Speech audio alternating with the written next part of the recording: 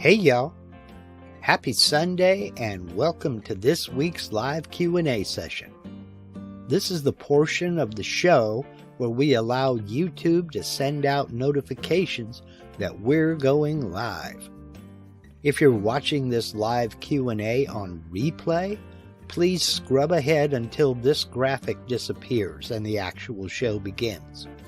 If you're watching live and you have any comments or questions, please go ahead and put them in the live chat. But for now, grab a beverage, sit back, and relax while the countdown timer does its thing. Then we'll get started.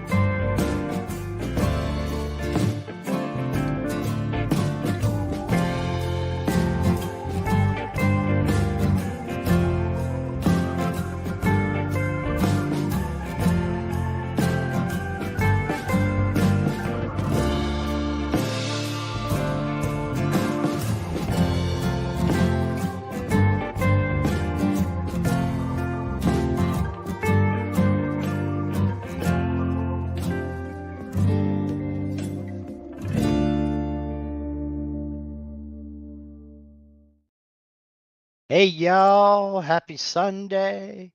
I've been thinking about setting that tune for the alarm on my phone, but I know it'll put me right back to sleep. Hope everybody's having a good week. Hope everybody had a good weekend, got a little bit of shop time, and we're on the wind down to begin the work week next week. Oh boy, it's been a busy one. Let me get a little bit of housekeeping out of the way here. First of all, I'd like to say welcome aboard to Greg Hammer. Thank you for becoming a channel member. When we're done here, or you can do it now if you'd like, right click on my name down below this video panel, open a new tab. That will put you on my channel homepage. Click the community tab and you'll find a link to tomorrow's members only live stream. We have a great group of people that joins in every week. And that there on my community tab is where I'll post links to the members only live streams. And I'll post polls and ask questions and things of that nature. And you can you'll have access to all of the previous members only live streams. I keep them in a playlist.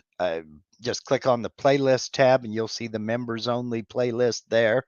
And we're coming tomorrow will be 20 episodes into the second year. So you've got about 70 live streams you can binge watch if you are so inclined.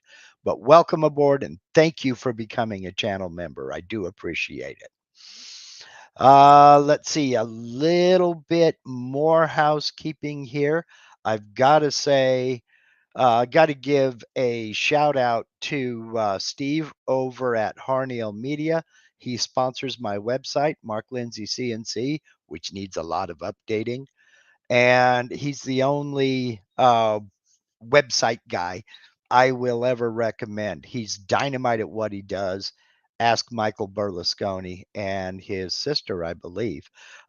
They've gone with Steve and they are over the moon about the level of service he provides. He's very competitively priced. He's on top of everything and he's very good at what he does. You'll find a link to Harneal Media in every video on my channel, and I'm proud to call him a friend. Let's see here. I have something a little bit different. I want to I want to showcase somebody today. I ran across a video that popped up in my YouTube suggestions, and if you know anything about me at all, you know that I fall down rabbit holes very easily. You know, so much so I need knee braces just about because I'm constantly tripping and falling into these son of a guns. And I ran across a video a couple of days ago on this channel right here, M&S Woodworks. And he only has 4 videos up, but he's got a very popular video. It's this one right here. It's called A Redneck's Guide to V-Carve Inlays. He thinks he sounds too cornbread because he's in Alabama, but I think he's got a great voice for the videos he creates. And I'm going to just say it straight up. This is one of the best videos I have ever seen on the V inlay technique. He doesn't use a lot of jargon. He puts it into simple terms that anybody can understand. He's got a little bit different technique that folks might be interested in. I see why he uses this technique, and in the abstract, I agree with it.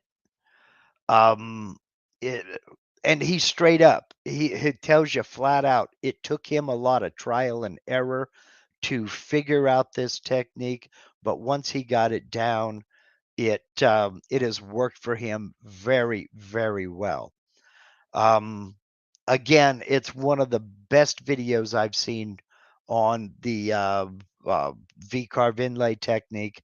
And if I were going to make a video on this, which I hope to do in the future, this is pretty ding dong close to what to the video I would make. It's very close. So I highly recommend it. I've put a link to this video down in the description of this live stream, and I put a link to his channel. Get over there and subscribe. He only has 4 videos. He did this first video, the redneck guide, and then there were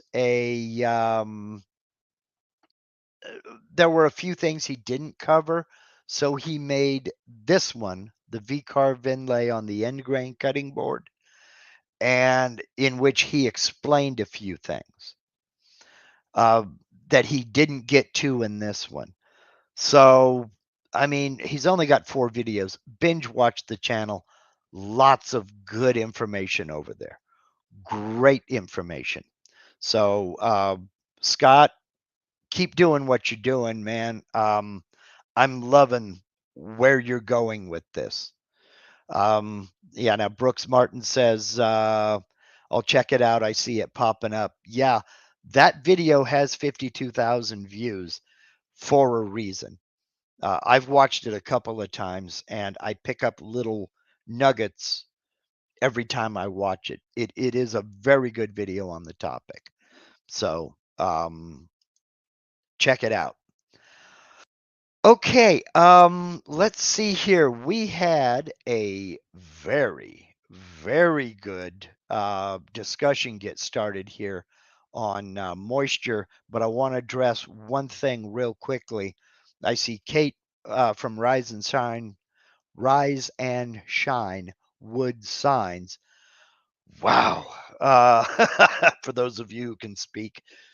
I see you over here in the chat. Kate runs a tidy little Keebler tree over there on her channel, and she's also co-host on Garrett Fromey's Wednesday. What are you guys calling it now? The Wednesday night CNC Hangout. They do a good job. I've been on it a couple of times. They have a lot of fun over there. And she says, I'd love to see your process on tiling. Well, a couple of months ago, I did a video on setting up the tiling toolpaths. And as you can see behind me, I've got a long piece of material there laying across the CNC. I hope to be able to get into that this week, finish that series up. I've just had a lot of non-CNC related projects that kind of jumped in front of it. But so stay tuned. That is coming. Okay. Um, so yeah. Let's see here. All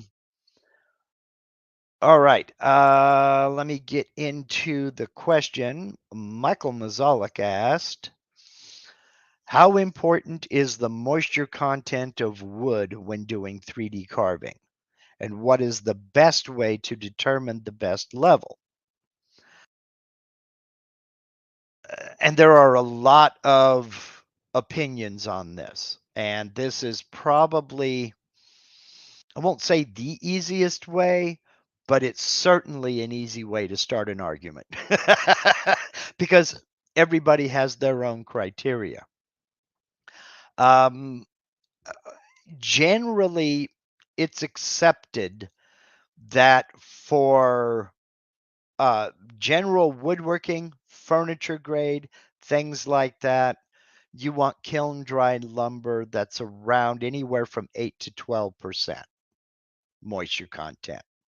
And the only way to get an accurate moisture content is with a moisture meter. And I won't get into any brands. There are 2 types. There's the pin type where you actually have to drill a couple holes down into the material and take a reading that way. Or there is the pinless. Moisture meters are not cheap, but that's the only way of really getting an accurate read on the moisture content of the of your material. Now, again, for furniture, that's generally speaking about 8 to 12%. When you get into lutherie, making musical instruments, generally it's accepted that between 6 and 8%. But you've got different criteria when it comes to making instruments, in that you're looking at the natural resonance of the wood and you're looking for that to stay stable. Wood's going to move. That's all there is to it. And there's little to nothing we can do about that. When you're talking about, for instance, electric guitars, there are two reasons why you see these bright, shiny finishes. Well, three reasons actually.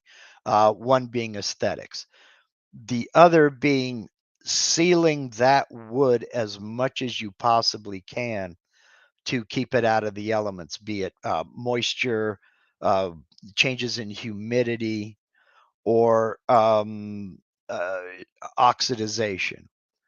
I mentioned the Wednesday night live CNC hangout with Garrett and Kate the other day. She showed off a gorgeous piece of Purple Heart, and there were about 40 different comments on how to keep it purple. And so much so that I'm a member of their group on Facebook. I posted pictures of a friend of mine down in Nevada, in the Nevada desert, who built a Stratocaster style guitar out of Purple Heart. And he put a minimum of 12 coats of plain old lacquer, nitrocellulose lacquer on it. And it's just as purple as the day he finished sanding it. It has to be sealed. Those vibrant colored woods have to be sealed against oxygen to keep them from turning brown. The moisture content has to be way down low for proper adhesion of the finish, and to resist cracking as it dries or expands or contracts with the changing moisture levels. And the third reason for that heavy coat is durability, because it's going to get beat up. It's going to be up against your body and, you know, bounced around and handled a lot and what have you. So lutherie has its own criteria when it comes to moisture content. Furniture doesn't have to be that dry. When you're talking about 3D carving, anywhere within that range of 6 to 8%, excuse me, 6 to 12%, I'm sorry, is considered pretty good. And Michael had a second question backing up here as a follow-up. Comments are saying 6 to 12%. What happens if it's lower or higher than that range? If it's lower, not really. Well, not really much. I mean, it is very hard to get it below 6% because you have ambient moisture in the air. If it's higher than that, as it dries, it's going to start to crack. That's where cracks and checks come from. As they're drying the lumber, you'll notice when you go by rough stock or even S2S or S4S stock down at your hardwood supplier, you'll see that there's a color on the end of the board. That's a sealer that they put on the log so that it doesn't dry from the ends. It dries out of the main body of the log. Then they'll mill it into slices and finish or not finish, depending upon if it's rough cut or S2S, S3S, whatever. but that sealer stays there so that it dries out of the face and edge grains rather than the end grain. It's going to dry faster through the end grain and that starts cracking. That's what that's where cracking and checking comes from. So um, it's important to try to get it as dry as you can down into that range, anywhere from say 6 to 12%. Do know that in some places, however, that may or may not be possible without a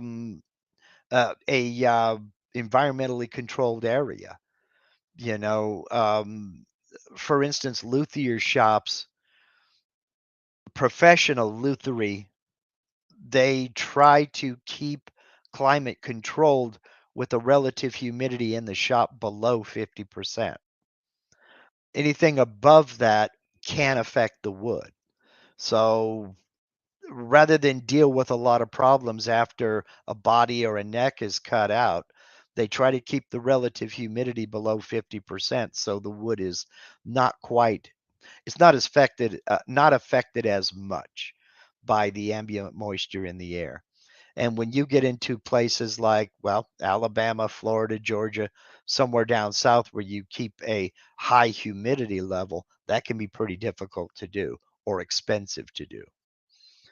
So you do want it to be down in that range. If it's above, you're going to introduce problems. That's one of the reasons why I don't use construction grade lumber at all. It's even kiln dried. Now, I'm in softwood country. I've got lumber mills within a stone's throw of the house. Um, Kiln dried construction lumber, they bring it down to 19%, and that's all because it's not made for furniture. They get it down below 20% so they can advertise it as kiln dried because that's the requirement is 19% or lower, but they're also into heavy production. So they have huge vacuum kilns, I mean giant warehouses that uh, it's the entire focus is to bring the moisture content of that material down to about 19%. And that's done to reduce warping and twisting after construction, but it's no guarantee that the material won't warp and twist. Well, that moisture level is too high for furniture. You run into finishing problems. You run into warp and twist after it's built. I mean, yes, it's true wood is going to move regardless of what you do with it, but um, all you can do is mitigate that as much as possible. And like for instance, a breadboard edge on a table. That tabletop is going to expand and contract over the seasons. That breadboard edge cannot be rigidly fixed to it. You can't glue that on. You'll see dowels driven through the breadboard edge. Well, the hole that dowel is being driven through in the tabletop is actually a slot to allow that tabletop to expand and contract. And it depends on what time of year you build that table and add that breadboard edge. If you do it in the summer when the air is humid, in the wintertime, that tabletop is going to shrink and your breadboard edges will be slightly longer than your tabletop is wide. If you build it during the winter when it's nice and dry, that tabletop could expand over the summer and your breadboard edge be a little bit narrower than your tabletop. That's expected. It, that's we know that's going to happen. If you fasten that breadboard edge on there rigidly, your tabletop is going to crack or warp or buckle or all the above. So That's why I don't use construction lumber. It's way, way, way too easy to have problems after the fact. Now, there is no magic number. There is no golden um, there is no golden uh, answer I can give you. Just basically do as much as you can to mitigate those problems. And that may mean, sealing the wood up. Don't put it in plastic, but that may mean giving it a spit coat of some finish that you can remove easily if you're in a high humidity area. You can always sand that off, then do all your machining and working with it and what have you, and go from there. Now, Brooks brings up a point here. Once carved, all let all sides be exposed to free flowing air for a week or two. We tend to get impatient. I know I fall into it all the time. I'll bring home some walnuts, some maple, some cherry, whatever, and I want to get working on it right now. Conventional wisdom is that you should let it sit in your shop for at least a week and let it acclimate, because I don't know if you've ever had the problem where and this is especially true with construction lumber, you bring something home, put it in the shop, and then go in for the night, come out the next day, and there's a warp or a twist or a bow or something like that that's suddenly developed. That's the wood acclimating to your shop. It's going to change. In fact, hardwood flooring installers know to bring the material to site and let it sit there for a week and let it acclimate to that room. Then if there's any warping or twisting or something, they can go through and cull and put down the best stuff. And sometimes that can lead to a lot of waste, but other times, but it generally gives you a better product. So acclimation is important. Low moisture content is important, and also the type of finish. If your wood is extremely wet, the finish may not stick to it. If you've ever if you've ever applied a polyurethane to a finished project and you go back and a few days later you're starting to see white spots, one of two things has happened. Either your material was too wet when you applied that urethane, and that's moisture trying to get out of there, or you didn't follow the manufacturer's instructions and either waited too long or not long enough between coats.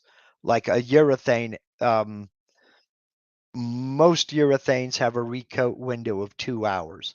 You spray one coat, you have to spray the next coat within 2 hours. If you don't do it within 2 hours, you have to wait 72 hours in order to apply the next coat, because the urethane's going to off gas.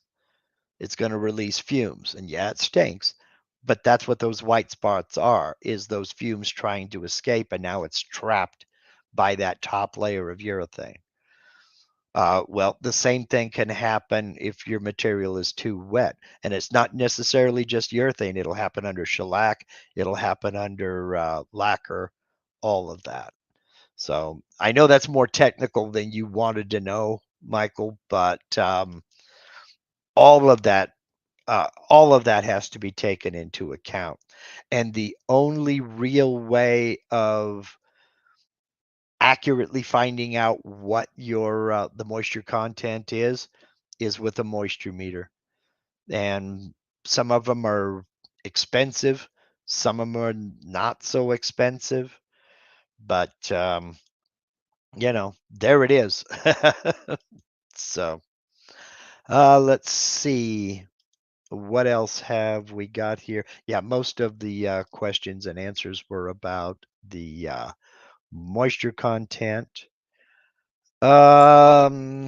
Let's see here. Mark Rich says, I've always used my Z0 on top of my work. Is there any chance you could do a little demo in Aspire to do the Z0 on the spoil board, please?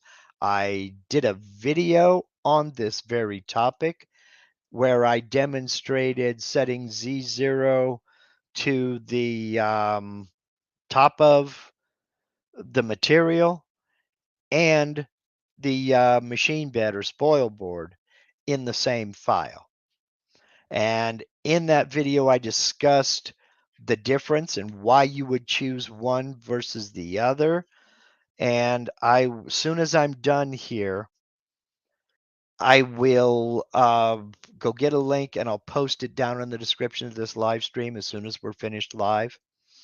And that video will explain it all. It's it's easier than you think, and there are pros and cons to both.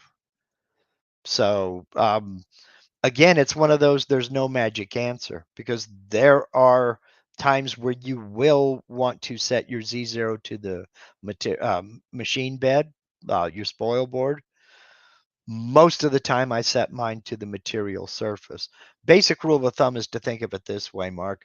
If you're going to be carving down into the wood, you need an accurate depth, like V carving or pocketing, then you should set Z0 on the material surface. If you need accurate depth from the machine bed, say you want to cut a pocket into the material and the thickness from the bottom of the pocket to the bottom of the material is the important part, you should set to the machine bed. If you want to do profile cutouts and not scar up your spoil board or get into a jig, cut into a jig that you're using, you would set your Z0 to the machine bed. So it pretty much in flux. It can go back and forth. So and I hope that answers that. And like I said, I will get a link and I'll post it down in the description of this as soon as we're done. Okay, let's see now. Let's see. Mikhail says, I have a 3D model, but it is too big. I need some parts of it. I need it in parts. Is there any way to take it out 2 parts? I'm going to refer, I've not done it myself. So I am going to refer you to Vectric's video on 3D model, importing a 3D model in sections. There is a way you can import that model in, I believe it's in VCarve also, but I know it's in Aspire. But you can import it in sections and then arrange those sections on your material if you want. Now, if you have the model imported and it's already right there, and this is Aspire only, let me bring up Aspire here, and I'll show you in the modeling tab where. You go over to the modeling tab. You have your 3D model out here. Let's throw a model in here. And let's do, what should we do? We need something that's multiple parts here. Okay, we'll take the bald eagle. All right. And I'll increase the size a little bit. And I'll go into my drawing tab and okay, so I have my eagle out here in the middle of my material. But for some reason, I want to cut off this wing and this wing and just get the main body of this eagle. Now, this is a spire only. Please understand. Okay, and Michael says the importing in segments is only in a spire. Okay, or sections in parts. Let's say for some reason I just want to get this main body right here. I don't want the wings and I don't want the tail. What I'll do, I don't know why, but we'll fake it. What I would do is come in, draw a rectangle around the parts that I want to keep. Okay, close that, and I need to make that a little bit wider. Right in here. Let's just say for giggles. That's all I want. So in my modeling tab, and again, this is a spire only, I'll select the model, hold down shift, select the vector, then come up here and use one of these two icons right here in the third row. I want the second one in. That will clear the model of everything outside of that vector. We'll come over here, click, and it's gone. So all I have left is that part of my model. Now, obviously, I would, if I just wanted the main body, I would come and I would trace, I would draw a heck of a lot better vector than just this rectangle. But you get the idea. If it's, as long as it's a closed vector, then these two icons here will take care of that. They will get rid of what you don't want. Let me come back over to my 2D view, Control Z to undo that. Then I'll click on the model, click on the vector, and I'll clear everything inside of that vector. And now all I have is wings and tail. But you get the point. So let's see, let's Control Z that. Come out of there. So those are a couple of ways that you can remove parts of a 3D model without completely starting over from scratch. So I hope that answered that question. Kurt Briegel says, how do you size a vector proportionally? I want the x-axis to be, say, 20 inches, and the y-axis to resize in proportion to that. A simple vector. Is there a tool that does it? Well, it depends, Kurt. If you're talking about, let me go back over here and let's get rid of that 3D model.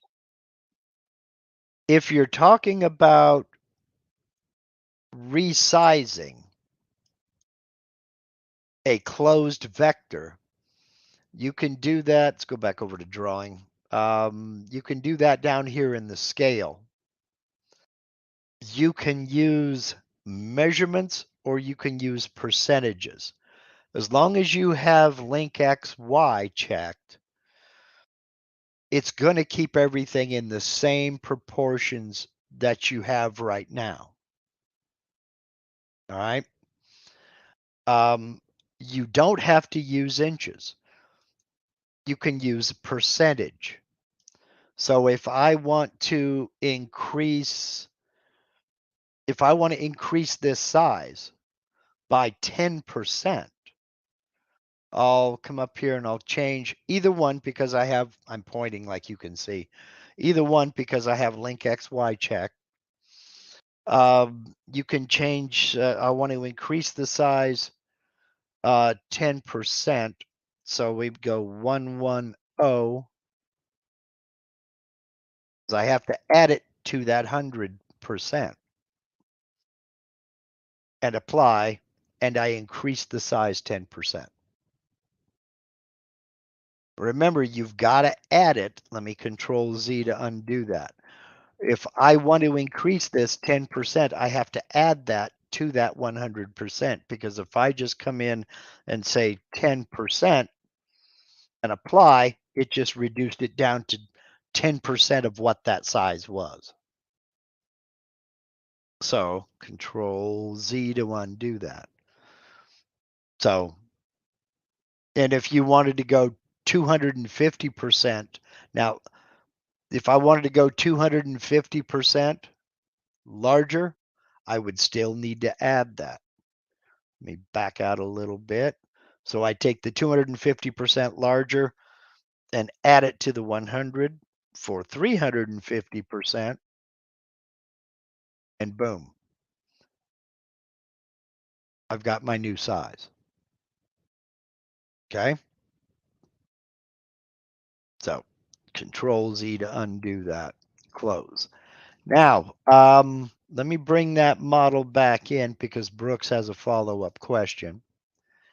And I'll go ahead and use that same. There we go.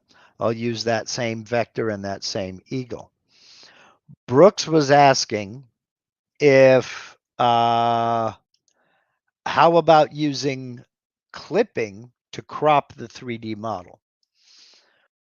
Cropping a 3D model using level clipping doesn't actually split the model up. All that does is it more or less hides the it hides parts of the model, but it doesn't eliminate them.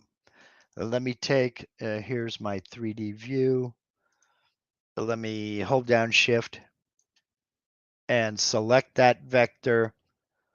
We'll go over here to, nope, I have to do it on the level, not the model. Oh, come on. Select the level, select the vector, clipping, there it is, apply. So if I apply level clipping, over here in the 3D view, we have clipped the model, but we haven't cut the model. Okay. The model is still one piece. The model is still intact. All we've done is we've hidden some of it. So let's go. Let's Control Z to undo that. Go over here to the drawing tab. I need to scoot my rectangle over. I moved my model. George Navarre says that looked like the same as using crop bitmap. Let's check that out. You may be right, George. So we go over here into the drawing tab and we select that bitmap of the model, hold down Shift. And let's see, there is a crop bitmap. Let's see. You must select a picture and at least one vector to trim with. Even though this is technically a bitmap, the software doesn't see it as a bitmap. It sees it as a 3D component. So that's not to say you couldn't save this out as a bitmap or even do something like take a screenshot and then edit it and do all that. You probably could, but I have found that unless you're using very, very good image editing software, it doesn't really work. A grayscale image is a little bit different than a 3D depth map. So if your image editing software is capable of editing depth maps, which is what this is, then fine. But that's way outside of the scope of using Vectric software. But yeah, this is seen as a 3D component and not a bitmap. So Mikhail says, I found it. type in YouTube importing 3D data, segmenting 3D models. Yes, I will. I will put a link to that in the description as soon as we're done. So I just finished writing my note. So let's see here. Kate wants to know, will I need to upgrade to Aspire? Let me get rid of. Whoops, I removed me, not my screen share. Will I need to upgrade to Aspire to have more than one 3D model in one carving, working with VCarve Pro? Yes and no. Yes and no. If you look down in the description of this live stream, and in fact, all of my live streams for the last 2-3 years, you'll find a link to Michael Mazalik's YouTube channel. Michael did a video on importing more than one STL file into VCarve Pro. That method is not necessarily endorsed by Vectric, but if it works, it works. Now, having said that, we're talking specifically about STL files. There is a way to get around that. Generally speaking, however, if you don't want to go through everything Michael displays in his video, and I'll put a link to that video down in the description of this as soon as we're done.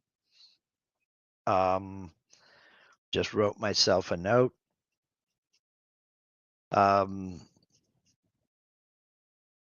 To include that in the description of this video. If you don't want to go through all of that, the short answer is yes. You would need to upgrade to Aspire to import more than one STL file without going through everything that Michael shows in his video. You can, when you say more than one model, you can have as many 3D models out of the clip art as you want, to include from Design and Make and the other Vectric websites. As long as it is here in the clip art, be that Vectric's clip art or models from Design and Make, you can put as many of these as you want. If you're using Vectric software and you do purchase clip art from Design and Make, get it in the V3M format. Do not get it in the STL format if you're using Vectric software. If you get the V3M format, it's easier to add to your clip art library, and there is no limit to the number you can put in. I can go ahead and put a truck in over here. Let's put the truck down below. Let's resize the eagle so that it doesn't look like it's getting ready to carry that truck off, and bring him over here and get rid of that vector. And now what I want to do, I want to put a pine tree. Let's put some pine trees in here. They're off to the side. And this is not a good example of 3D modeling. It's just demonstrating the fact that you can have all kinds of models out of the clip art down here. It's nice to see a deer walking past a truck without it being strapped to the hood. So I just yeah.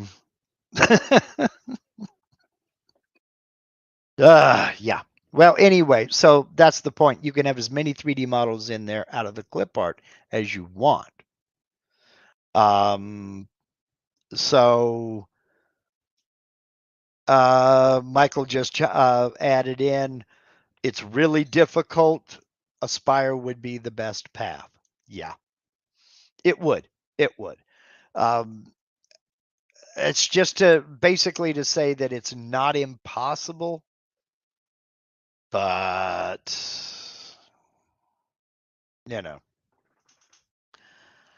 Let's see here. Jeffrey Stewart says, do you know of a video that covers in detail how to make a 2.5D STL file from a photograph? Does it have to be an STL file? Would be my question. Does it have to be an STL? If so, there are many, many, many software programs and even online converters that can help you with that. In Aspire, there is, let me get over into the modeling tab and I'll get rid of all of these models.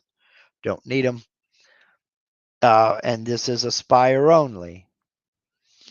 You can import your bitmap directly into Aspire. Go up here to the model menu and then come right here, create component from bitmap. Now, there's a caveat to this. You load a bitmap, you click create component from bitmap. The caveat is it is not going to give you a beautifully sculpted 3D model. This is used primarily as a texture. For instance, let's say you want to create a model of a lighthouse.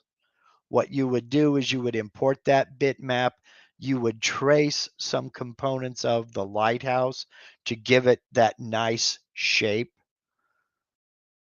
then import that, then create a model, a component out of that bitmap, and that will apply the texture, all the brickwork, all the joints between the bricks, any moldings or things of that nature.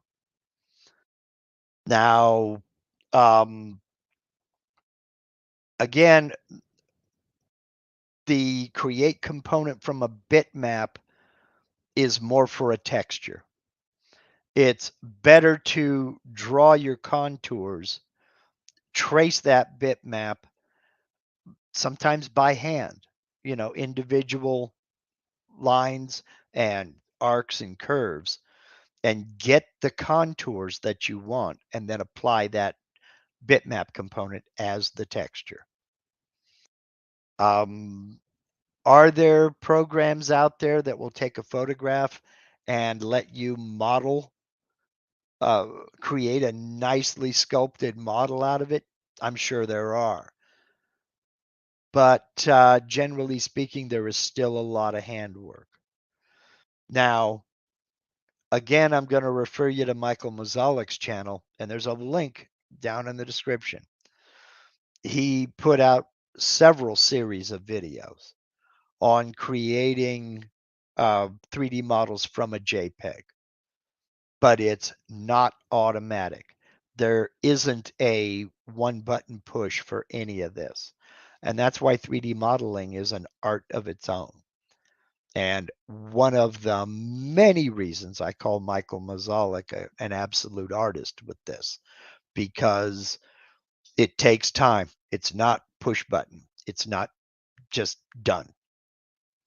You have to get in there. You have to create the heights, the textures. That may mean making 3 or 4 separate components, and it probably will.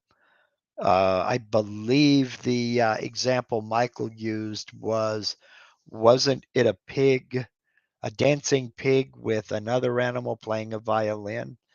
A lot of these different component or different elements of the overall model were separate components that are then combined into one component.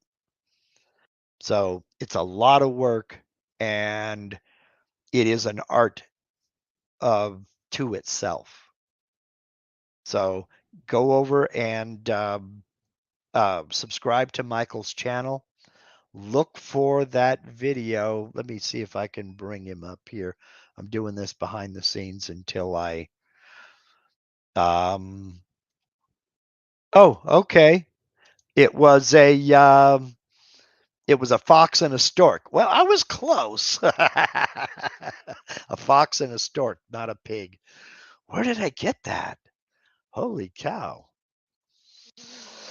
Let me go see if I can find it here and then I'll point it out. Boom. And bring that over. And we'll go into videos. Where did I get a pig, Michael? There it is right there. How to create a 3D model from a JPEG using Vectric Aspire. You also have model manipulation. I mean, it's wow is all I can say. So yeah, it was a fox and a stork. Okay. But as you can see, he's got lots of modeling videos up here.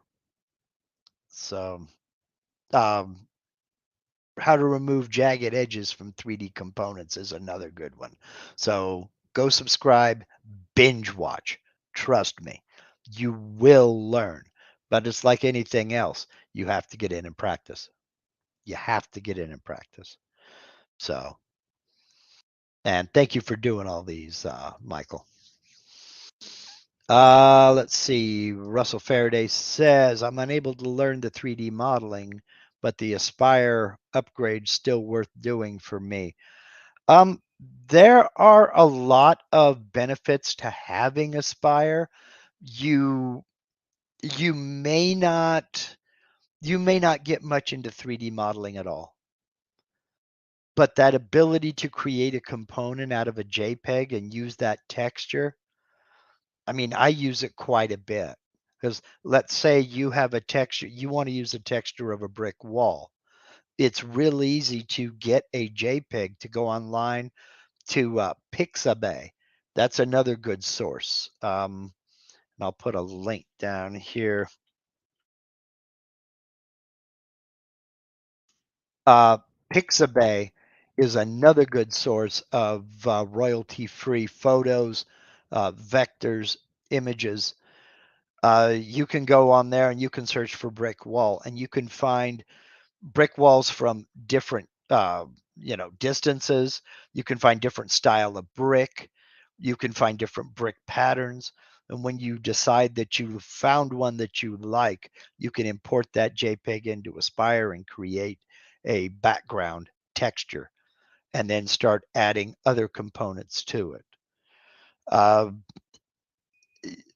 I do very little 3D modeling, but I find that using some of the tools, for instance, a two-rail sweep, is a very good option for certain things I need to make. So, and Martin adds to this, even if you don't create your own 3D components, it's very good at editing imported 3D files. True. Very true. And also, you have broken through that limit on the number of STL files that you can have. And you can create STL files. You can take any of the artwork that you have created and save it out, export it out as an STL file if you're going to 3D print, for instance. So, I mean, I know it's a large, large chunk of change. It's a lot of money.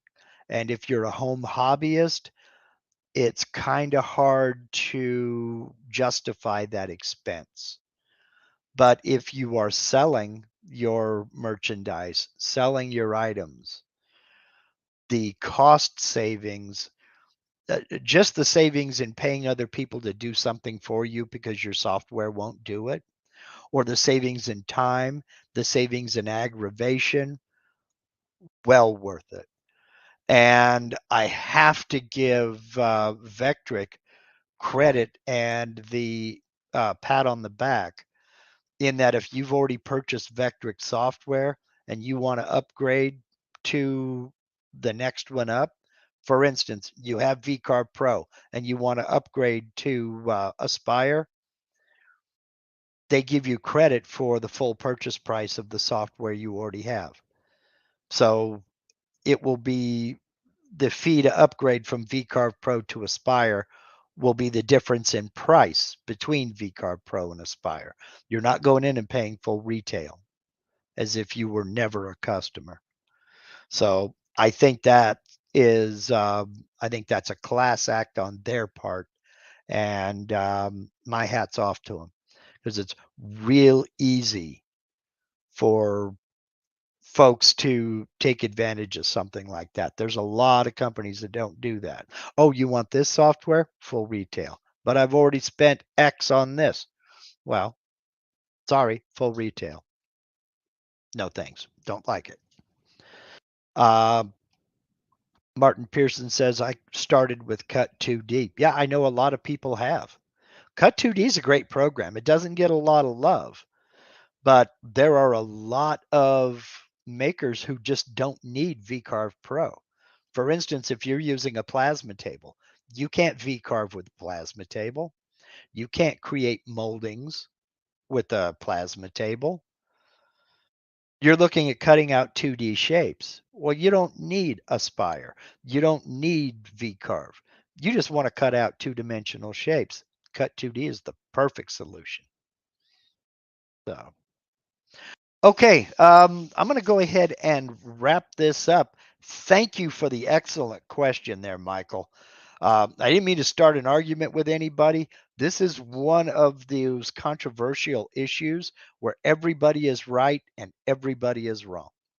So, um, as well, Brooks Martin says here, the only drawback is you can no longer upgrade your VCarve moving forward.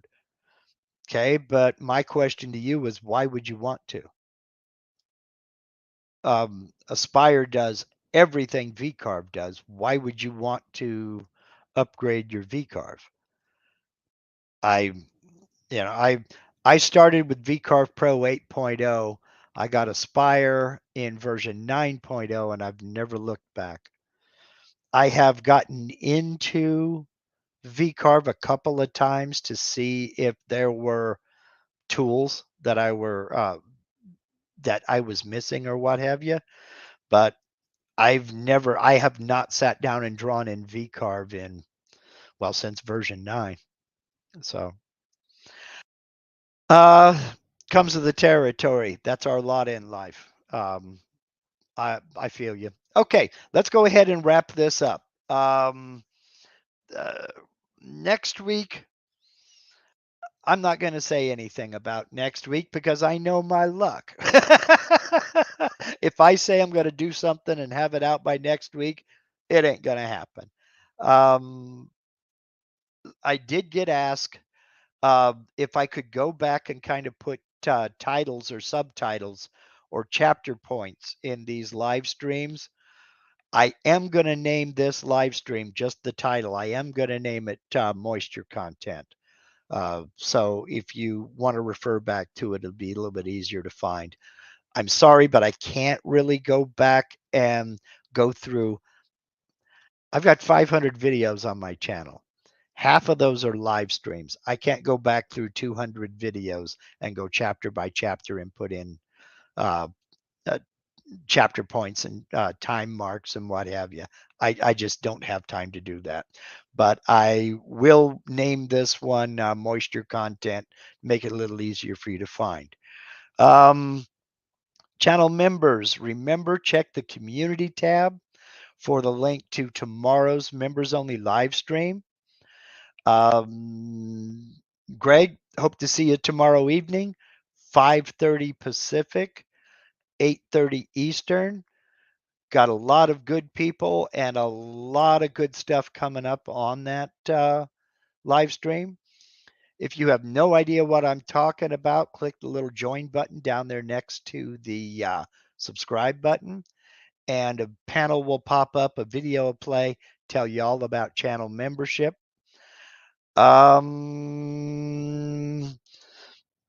Since it was your question, do I get a commission? I might commission you to do some work for me. Let's see. Yes, sir. Just I hope to see you. I hope to see you. Uh, for everybody else, I'm trying to think if I got everything out there that I was going to get out there.